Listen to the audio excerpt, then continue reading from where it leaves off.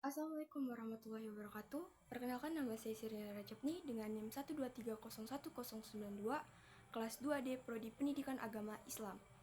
Nah, kali ini akan membahas tentang kasus kekerasan pada anak.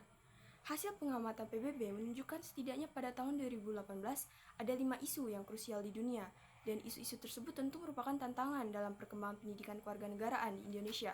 Isu-isu global yang cenderung mengarah pada eksistensi manusia dan kehidupan, salah satunya kekerasan pada anak. Nah, persoalan tersebut menghantui kondisi kehidupan global saat ini. Kekerasan anak memiliki istilah abuse yang memiliki arti kekerasan penganiayaan, perlakuan yang salah atau penyiksaan. Kekerasan terhadap anak merupakan perilaku yang sengaja dan berdampak bahaya untuk anak-anak secara fisik maupun psikisnya. Istilah dari child abuse yakni macam-macam tingkah laku dari perilaku ancaman yang dilakukan secara langsung oleh orang yang lebih dewasa. Sedangkan Berker menjelaskan jika kekerasan terhadap anak merupakan tindakan yang dilakukan secara berulang-ulang dengan tujuan untuk melukai fisik maupun psikis kepada anak melalui hasrat dan desakan, hukuman, pembulian ataupun kekerasan seksual terhadap anak. Kekerasan terhadap ini justru sering dilakukan oleh orang tua yang seharusnya merawat anak tersebut. Kekerasan anak biasanya berawal dari pengabaian hingga ke pemerkosaan dan pembunuhan. Terry Elefson mengatakan bahwa kekerasan terhadap anak dibedakan menjadi 4 macam, yakni verbal abuse, emotional abuse, sexual abuse, dan physical abuse.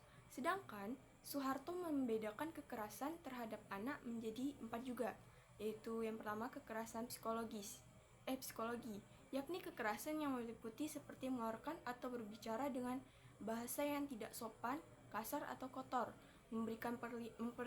memperlihatkan video, gambar maupun buku yang memiliki unsur pornografi kepada anak. Yang kedua ada kekerasan fisik, yakni berupa pemukulan, penganiayaan, dan penyiksaan kepada anak-anak. Yang ketiga kekerasan sosial, salah satu contohnya penelantaran anak. Penelantaran di sini maksudnya perilaku orang tua terhadap anak yang tidak memberi kehidupan maupun perhatian yang layak pada masa perkembangan anak tersebut. Yang terakhir kekerasan seksual, salah satunya seperti tindakan prakontrak seksual yang dilakukan oleh orang dewasa terhadap anak-anak dengan melakukan sentuhan atau memperlihatkan gambar visual. Menurut Soeharto, kekerasan terhadap anak disebabkan dari beberapa faktor, yakni faktor internal ataupun faktor eksternal.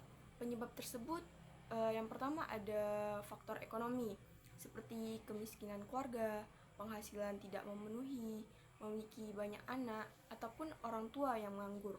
Yang kedua ada keluarga yang mengalami perceraian. Terus yang ketiga menikah dini atau keluarga yang belum matang secara psikologis. Hal tersebut menjadikan ketidaktahuan bagaimana cara untuk mendidik anak maupun anak yang lahir di luar nikah. Terus yang keempat ada gangguan mental yang dialami oleh orang tua, bisa juga sebagai penyebab tindakan kekerasan terhadap anak. Terus yang kelima ada nasib yang diterima oleh orang tua saat mereka masih kecil, ditelantarkan, yang cenderung melakukan tindakan yang salah terhadap anaknya. Dan yang keenam kondisi lingkungan yang buruk.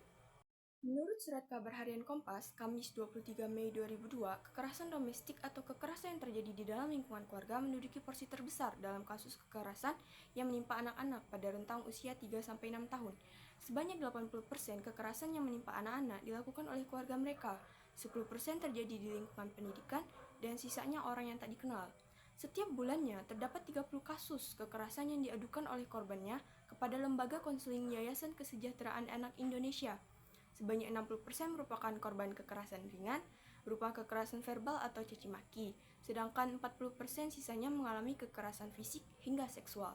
Berdasarkan data yang didapat dari Yayasan Kesejahteraan Anak Indonesia melalui Center for Tourism Research and Development Universitas Gadjah Mada mengenai berita tentang child abuse yang terjadi dari tahun 1992 sampai 2002 di 7 kota besar, yaitu Medan, Palembang, Jakarta, Semarang, Surabaya, Ujung Pandang, dan Kupang.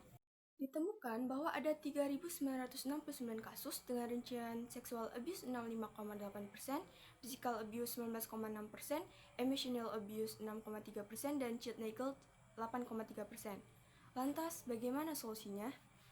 Nah, pada tahun 1979, pemerintah meresmikan suatu peraturan yang ditujukan kepada anak-anak untuk meletakkan ke sebuah lembaga proteksi yang memiliki keamanan. Peraturan tersebut diatur dalam Undang-Undang Nomor 4 Tahun 1979 yang membahas tentang kesejahteraan untuk anak. Pemerintah juga menetapkan Undang-Undang Tahun 2003 Nomor 23 yang membahas tentang perlindungan terhadap anak.